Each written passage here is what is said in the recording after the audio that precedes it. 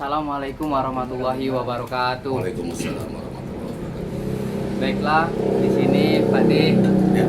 mohon terima kami dari mahasiswa dari Unpari. Unpari ya? Unpari. Apa itu singkatan Unpari itu? Universitas PGRI Silampari. Oh, mantap. Dulunya STKIP deh, Iya, sekarang iya, masih iya. direkrut. Oke.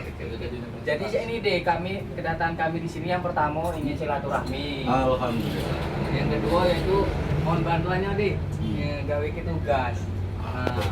Selagi bisa aku bantu. Iya, Pak D.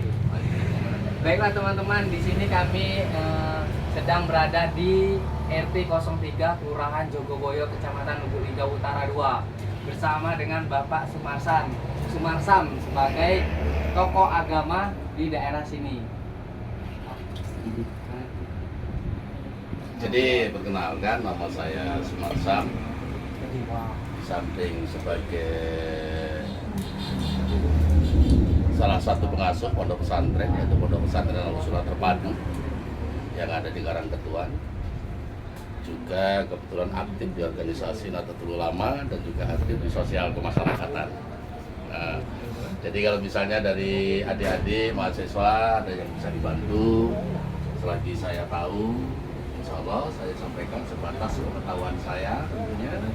Jadi disilakan apa kira-kira yang mau gali informasinya.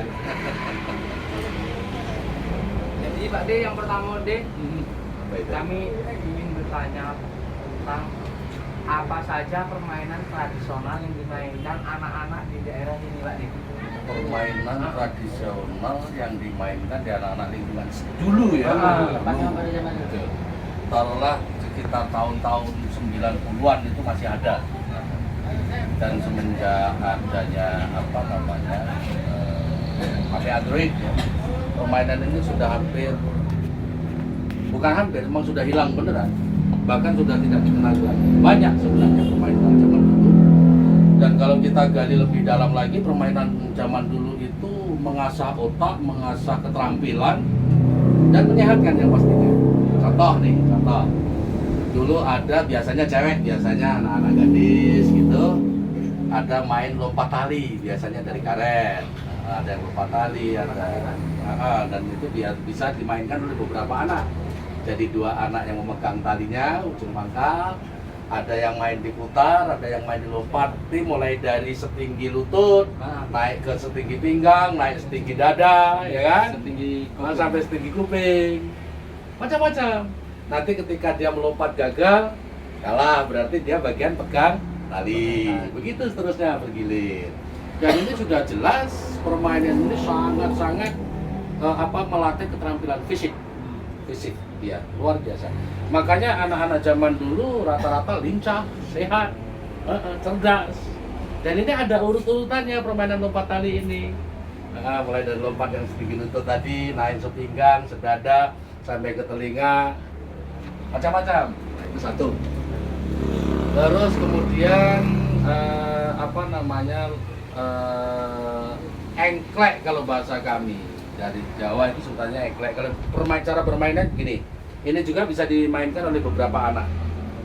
Ini bisa gabungan laki-laki perempuan. Jadi bikin beberapa kotak di tanah. Kemudian kalau anak sini nyebutnya itu uncak. Apa kalau bahasa sini? Uncak ya, tahu ya? Uncak genteng atau batu. Nah, lubang yang ada uncaknya ini nggak boleh dimasuki, nggak boleh diinjak. Nah, kalau pemainnya misalnya sampai 4 orang, 4 kotak yang jaraknya per kotak setengah meter, berarti kalau 4 kotak ini sudah terisi uncak, mau nggak mau harus melompat sejauh 2 meter. Kan luar biasa itu. Iya. Ketika lompatannya gagal, nggak sampai di kotak yang dituju, kalah. Kan seperti itu. Jadi itu tadi, itu pun juga sangat menguras fisik, menguras kecerdasan. Ya. Terus kemudian yang berikutnya seperti permainan cungklak. Kalau di Jawa namanya dakon. Ya.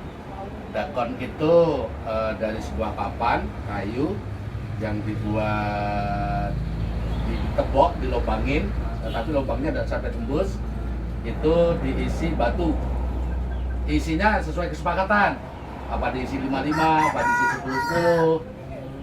Seperti itu. Nah ini biasanya dimainkan 2 orang dan ini lebih banyak dimainkan oleh anak-anak gadis. Nah apa di sini di permainan dakon ini apa katakanlah manfaat yang bisa diambil? Ini mengasah daya ingat. Jumlah batu yang di lubang ini ada berapa? Ketika nanti ditaruh ini habisnya di lubang yang mana? Ini mengasah kecerdasan luar biasa. Iya. Nah nanti sampai yang di lubang-lubang yang kecil tadi ada bisa biasanya sampai 7 atau 8 lubang. Terus gunungannya kiri kanan.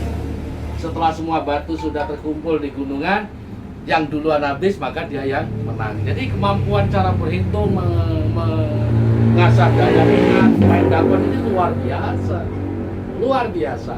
Tuh. Terus ada lagi permainan kalau di Jawa itu namanya ente. Ente itu alatnya dari kayu kira-kira panjang 0,5 meter sebagai pemukul. Kemudian ada kayu pendek yang kira-kira sekitar 10 cm lah atau 15 cm. Nah, ditaruh di tanah, dipukul. Ketika kayu yang kecil tadi sudah melambung, dipukul dengan pemukul yang panjang tadi. Ketika pukulan yang kayu kecil tadi tertangkap, bisa ditangkap, maka yang pemukul dinyatakan kalah. Begitu, ini bisa dimainkan oleh beberapa orang. Apa manfaat yang bisa diambil di situ? Keterampilan daya tangkap terhadap suatu benda yang sedang melayang ini luar biasa, luar biasa. Termasuk ketika memukul kayu, ketika kayu melompat ini kalau kita hitungannya nggak cermat nggak bakalan dapat mukul itu. Nah kan luar biasa. Jadi banyak sekali yang intinya semua permainan anak-anak itu lebih mengarah kepada membentuk fisik, mengasah otak, kemudian membangun ketangkasan dan keterampilan yang luar biasa. Ya. Nah, ini merupakan satu tantangan tentunya bagi kalian yang anak-anak muda yang tertarik untuk menggali potensi permainan lama ini.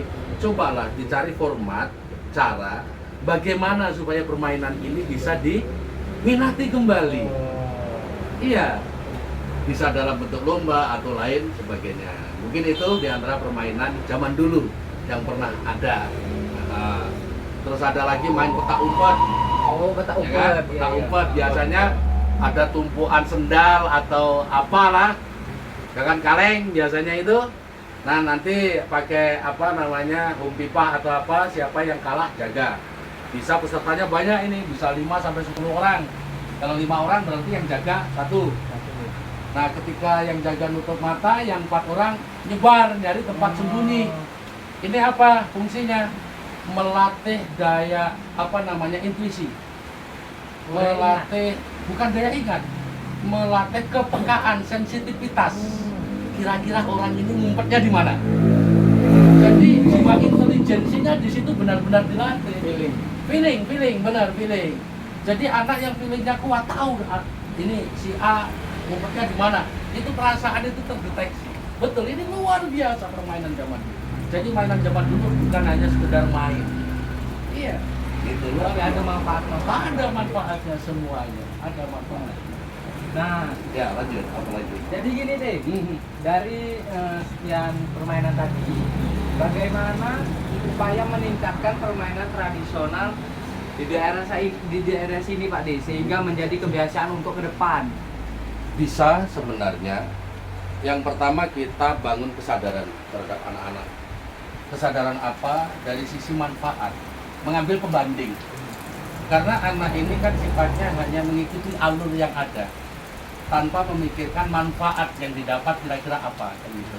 Nah kebetulan ini barangkali juga kesalahan dari generasi tua juga yang melakukan pembiaran terhadap hal itu. Nah ini mungkin perlu disadari. Intinya adalah tidak perlu menyebutkan salah satu pihak, salah anak atau salah orang tua, nggak perlu. Yang penting adalah bagaimana membangun satu kebersamaan, memperkenalkan kembali permainan-permainan zaman dulu seperti permainan gasing. Tadi belum saya sebut gasing, tahu gasingan ya? Gasing. Dari kayu, kemudian dililit tali. Dan ini permainannya macam-macam. Ada yang adu lama mutarnya, Ya. ada yang main dipukul, macam-macam. Ini semuanya melatih keterampilan. Nah, bagaimana untuk bisa menghidupkan ini tentu harus dimulai dari barangkali seperti misalnya yang sering masih bisa dijadikan wadah seperti kegiatan pas 17 Agustus. Coba itu diangkat kembali. Jangan hanya sekedar apa lomba makan kerupuk misalnya. Manfaatnya apa coba? Coba ini diangkat kembali permainan anak-anak ini yang zaman dulu. Bisa seperti perlombaan hari-hari besar Islam misalnya. Iya, dengan melibatkan buka pendaftaran sebagai daya tarik kira-kira apa nanti door prize-nya kan gitu kan. Dibuka secara umum dengan batasan usia. Khususnya adalah tingkat anak-anak, bisa momen-momen ini bisa kita manfaatkan seperti 17 Agustus atau setiap hari-hari besar nasional. Kan banyak kita hari besar nasional, hari pahlawan, hari Kartini, ya kan? Terus 17 Agustus, hari kemerdekaan, hari kesaktian Pancasila, sangat banyak. Coba momen-momen seperti itu di samping mengenalkan anak terhadap sejarah bangsa. Coba kalau aku tanya, hari pahlawan tanggal berapa, bulan berapa, sudah bingung. Banyak yang bingung anak-anak sekarang, benar kan? Iya. Hari kesaktian Pancasila tanggal berapa, banyak yang bingung. Nah, coba ini digali potensi ini. Hari-hari besar nasional, ya kan? Seperti hari kesaktian Pancasila, hari pahlawan, hari kemerdekaan, kemudian Sumpah Pemuda. Bisa ini diadakan lomba dengan apa tadi? Mengangkat permainan tradisional zaman dulu. Itu sebagai salah satu media untuk bisa mengangkat kembali permainan anak-anak, bagaimana menumbuh kembangkan, mengenalkan syukur-syukur bisa menumbuhkan rasa cinta terhadap anak, terhadap permainan itu. Saya kira itu diantara solusinya. Ya.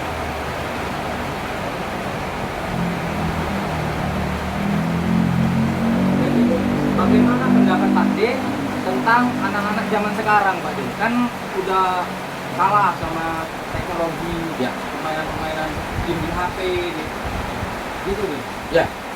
Ya itu tadi di awal sudah saya sampaikan, jujur saja dengan kondisi ini kita mengalami semacam keprihatinan, turut prihatin. Tetapi ya itu tadi, semua pihak kan punya kepentingan. Mereka yang menciptakan game itu juga punya kepentingan. Terlepas itu kepentingan politis atau kepentingan bisnis ya, pasti ada muatan. Makanya ketika kita memperjuangkan, misalnya kita mengkritisi permainan game anak sekarang, seperti apa yang sekarang FF atau macam-macam, legend segala macam, saya malah nggak ngerti istilah-istilah itu. Nah ini semua kan ketika kita coba mengkritisi permainan ini pihak pembelanya juga ada, bahwa permainan FF, main game dengan Android itu mampu menghidupkan otak kiri dan otak kanan, kan seperti itu. Jangan seperti itu, pasti ada pembelanya. Tetapi ya itu tadi, makanya kita adalah dari satu sisi kita kreatif, tapi dari sisi lain kita juga tidak bisa membendung. Iya, karena begini, permainan itu ibaratnya satu musim.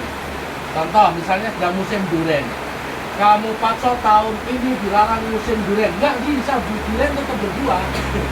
Atau permainan itu sama seperti tren di pakaian, ya kan? Kalau zaman dulu trendinya anak muda pakai celana, monyet nggak bisa masuk di lubang celana, saking kecilnya, ya kan? Celana botol, celana pensil, ya kan? Sebelum itu, pala orang dewasa bisa masuk celana gombor, itu tren. Dan kita akan hilang begitu saja seiring dengan berjalannya waktu, tapi juga butuh perjuangan tentunya. Nah artinya apa? Bagaimana kalau bisa, ini harapan saya ya, seperti kalian yang masih muda-muda sebagai mahasiswa, bagaimana mampu menciptakan iklim, bukan mengikuti iklim. Begitu? Ya, bagaimana menciptakan iklim. Nah, tidak hanyut dibawa oleh iklim. Artinya apa? Masalah kehidupan ini nanti mau mengarah kemana, kita ikut andil mengarahkannya, supaya anak-anak ini tidak hanyut dibawa oleh kondisi zaman yang dalam artian kurang mendidik. Nah bagaimana? Ya tentu perlu sosialisasi sisi manfaatnya, terus bagaimana permainan ini diformat dengan satu format yang menyenangkan, kan seperti itu. Jadi pertanyaannya tentang bagaimana saya mensikapi dengan kondisi anak-anak sekarang yang lebih banyak waktu terbuang sia-sia, bahkan bisa berjam-jam, bahkan ada yang sampai kecanduan. Bahkan ada anak yang rela ketika mau dimasukkan di pondok pesantren, nggak mau tahan nangis karena di pesantren dilarang pegang HP. Bayangkan. Dan ini terjadi di pondok saya. Orang tuanya siap biayai apapun yang dibutuhkan, anak siap untuk memenuhi. Hanya satu syarat, tolong tidak dilarang untuk bawa HP. Ketika larangan bawa HP ini diterapkan, anak tahan nggak mau sekolah. Bayangkan, sudah sampai separah itu, dan itu kondisi ini tidak boleh dibiarkan. Nah, cobalah cari format itu tadi, bagaimana dikemas sedemikian rupa supaya permainan itu menarik. Jadi intinya dengan kondisi sekarang, kalau pembandingnya ya dari sisi manfaat, madarat dan manfaat, dengan keadaan anak-anak sekarang yang lebih banyak tertarik dengan bermain game di dalam kamar berjam-jam, ya kan, tanpa menggerakkan badan. Sementara badan ini kalau diam dalam waktu durasi panjang, ini kan ada beberapa organ tubuh yang tidak berfungsi, dan itu berbahaya. Nah, coba ini mulai dikenalkan kembali manfaat seperti yang saya sampaikan tadi, beberapa permainan anak-anak zaman dulu, ini loh manfaatnya, ini loh tujuan dari permainan ini, kan gitu. Jadi bagaimana kondisi anak yang dengan permainan yang dalam tanda kutip ya, yang kurang bermanfaat tadi, coba yang jelas kondisi ini sangat memprihatinkan. Tetapi untuk bisa mengembalikan kepada permainan yang memberikan manfaat tentu tidak mudah, butuh proses. Salah satunya yaitu tadi, sering adakan event dengan momen hari-hari besar nasional atau hari besar Islam, dengan mengadakan lomba-lomba seperti itu. Mungkin itu saja. Oke, apa lagi? Untuk waktunya deh, untuk Waktu waktu apa? anak-anak ini main biasanya waktunya siang, sore. Oh gitu. Baik, itu masalah waktu itu kan sifatnya fleksibel ya. Tapi yang namanya anak itu dalam psikis, mempelajari tentang psikis anak. Anak itu aslinya kan sebenarnya usia bermain, ya kan? Aslinya anak itu adalah usianya usia bermain. Cuman supaya tidak tidak terlalu banyak waktu terbuang dalam bermain, mulai disisipkan pendidikan. Pendidikan itu sekedar sisipan. Iya. Seperti misalnya ngaji sore, ya kan, sebelum menjelang maghrib, atau ngaji-ngaji Iqra, atau mungkin ada yang kegiatan lain, les atau ikut belajar silat segala macam. Itu kan sekedar sisipan. Aslinya yang namanya anak ini, dunia anak ini dunia bermain. Nah, cobalah maksudnya dunia bermain anak ini juga jangan dirampas habis, juga diberi ruang gitu. Karena terlalu diporsir dengan pendidikan juga, daya tampung anak masih terbatas, belum mampu menampung semuanya. Bahkan sangat boleh jadi ibarat gelas ini, kalau diisi air, kita tahu bahwa misalnya madu kan banyak manfaatnya, tapi ketika dipaksakan masih nggak tertampung juga, terbuang juga, tumpah juga, kan gitu kan. Ya, jadi kita juga harus memahami bahwa yang namanya dunia anak itu adalah dunia bermain, tetapi di balik permainan itu juga kita juga memikirkan untuk mulai membangun pendidikan, memperkenalkan anak-anak dengan pendidikan yang bermanfaat, tapi tanpa menghilangkan hak anak untuk bermain tadi. Tetapi tentu permainan yang bermanfaat, khususnya permainan tradisi lama, sangat besar manfaatnya. Mungkin itu saya bilang. Jelas tadi. Asal mulai di sini event-event lagi muncul tersebut. Tidak perlu ditanya lagi. Ya seperti itu, event-event itu perlu. Jadi event itu jangan bicara 17 Agustus saja. Selama ini kan anak-anak ada ikut lomba panjat pinang misalnya, bawa kelereng, ya kan, makan kerupuk, terus masuk kenapa pensil dalam botol. Coba manfaatnya apa? Nah, cobalah permainan lama yang dulu luar biasa yang tadi sudah saya singgung sedikit. sisi manfaatnya, mengasah keterampilan, mengasah intuisi, sensitivitas, daya pikir, ya kan? Feeling, segala macam, ketangkasan, luar biasa, luar biasa. Cuman itu tadi, mungkin kita yang perlu kita pikirkan, mencari format yang menarik, yang menyenangkan. Tetapi ini tentu tidak bisa sekaligus untuk proses.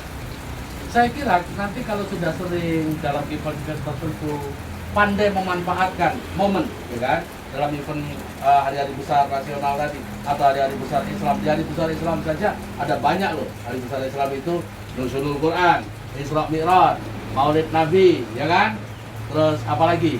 Tahun baru Islam, banyak. Atau menjelang Idul Adha, menjelang bulan Ramadan, banyak isi event-event itu. Betul. Ya bisa dibuka secara umum, boleh. Ya dalam rangka misalnya menyongsong Nuzulul Quran, dibuka perlombaan tingkat anak-anak bisa. Terus kemudian yang hari besar nasional yang tadi sudah saya sebutkan pada setiap peringatan hari besar nasional. Ambil momen itu. Adakan event-event yang kira-kira memberikan manfaat. Saya kira seperti itu. Apalagi? Kan peluang.